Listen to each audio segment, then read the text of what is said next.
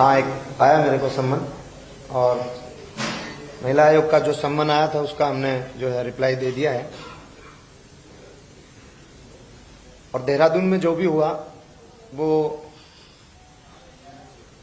उससे मैं 2 बार माफी भी मांग चुका हूं। और फिर से अगर देवभूमि के लोगों को अगर ये लगता है कि उनके किसी व्यक्ति को, उनकी भावनाओं को किसी को ठेस पहुंची हो, जितने भी वो लोग जहाँ प्रांगण में थे विद्यालय के, मैं उनसे फिर से माफी मांगता हूं।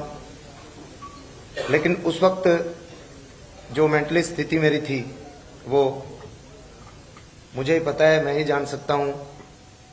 जिस तरीके से पूरी रात परिवार परेशान रहा किसी बदमाश की थ्रेट से, जिस हिसाब से उसने कॉल किया था यूएस में मेरे बैठे भाई को, जिस हिसाब से उसने कॉल करके बताया था कि भाई 20-25 करोड़ रुपए का इसका बीमा करा लो, बच्चे पढ़ जाएंगे, इसको देहरादून से वापस नहीं जाने दूंगा। जिस लेवल पे मैं स्ट्रेस में था, ऊपर से मंच भी एकदम भरा हुआ था। एक आदमी को सुबह इवेंट भी करना है, जो कमिटमेंट हो रखी है वो भी पूरी करनी है, और उसके अलावा वो और उसकी टीम और पूरे उसके परिवार को स्ट्रेस में डाल दिया जाता है किसी धमकी के चलते। तो वहां पे एकदम मेंटल लेवल मेरा थोड़ा सा अलग लेवल पे था। तो मैं उन चीजों के लिए मैं कई बार माफी मांग चुका हूं और बार बार मांगता रहूंगा।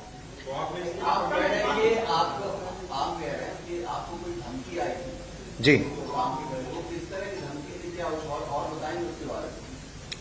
धमकी यही थी भाई, इसको इसके एक तो बीमा करा लो इसका 20-25 करोड़ रुपया का, और फिर उस दिन कही बोला तू भी टिकट टाकट देख ले भाई अपनी, इतने उसका यूएस से ताना पड़ जाए इमरजेंसी में, जो मेरे चाचा का लड़के बोली। नहीं, हमने जो जवाब उनका जिस मेल से सम्मन आया था उसी मेल पे हमने उसका जो है रिप्लाई दे दिया है। और उसके बाद अगर कोई उनका दोबारा से कोई उसके ऊपर कोई सवाल जवाब अगर होता है तो फिर देखते हैं। बाकी महिलाओं की मैं इज्जत करता हूं और हर महिला हमारे घर में भी बहन बेटी है, लेकिन किसी का परिवार जब स्ट्रेस में आ जाओ और जान पे अगर बात आ जाओ तो थोड़ा सा माइंड खराब, दिमाग खराब हो जाओ, वो अलग बात है कि मैंने वो मंच के माध्यम से नहीं कहनी चाहिए थी।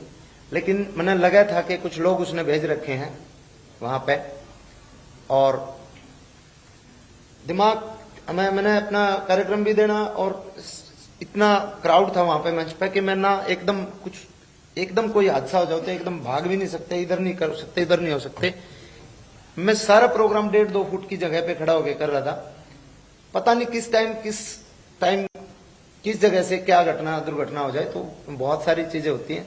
अब क्रिटिसाइज जो लोग करते हैं ना, उनको सिर्फ ये दिखता है कि भाई इसने ये कर दिया, उसके पीछे की कहानी कोई नहीं जानता।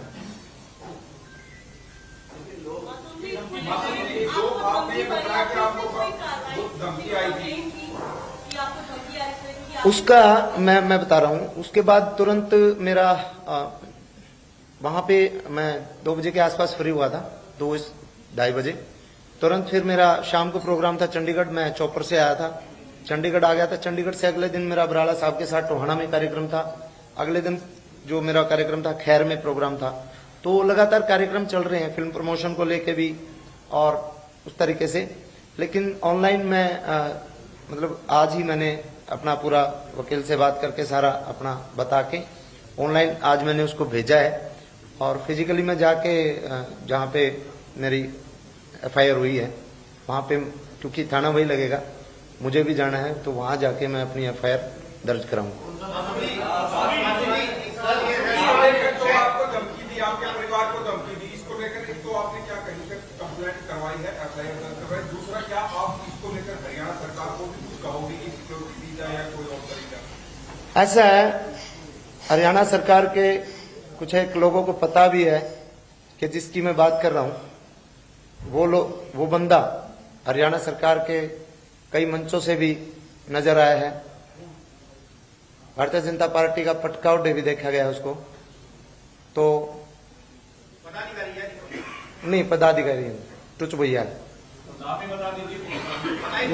नाम डिस्क्लोज करने में कोई खाम का स्टार बनाना ठीक को नहीं होता। आप इसको लेकर हरियाणा सरकार को या आपने भाजपा को किसी को बोला है कि इस तरीके से मेरे को आपका जो मंच साझा कर रहे हो आप इसके साथ, आपको मुझे धमका रहा है? मैंने बोला 1-2 अधिकारियों को बोला अभी।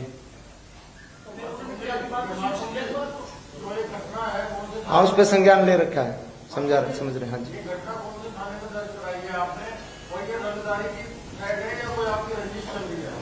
रंगदारी की नहीं, ये है जी एक वो होता है ना ईगो सेटिस्फेक्शन, कि भाई कल को मासूम छोटा कलाकार था, जिस टाइम हम बुलाया करते उस टाइम आ जाया करता, आज हम जहां बुलावे हैं वहां पे यो क्यों नहीं उपस्थित होता, तो सारा एक ईगो का मामला है।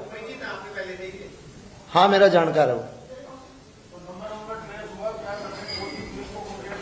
मैंने उत्तराखंड पुलिस को कंप्लेंट करी है और उसका सारा जल्दी उम्मीद है मैंने कि उसकी भी उस पर कार्रवाई हो जाएगी। और वो सीसीटीवी फुटेज में भी आया हुआ है, हाथ में वो आया है, 4 लोग आए थे, 2 गाड़ी में थे, 2 उतरे थे, सब आया है और सब धीरे धीरे अपने आप क्लियर हो जाएगा।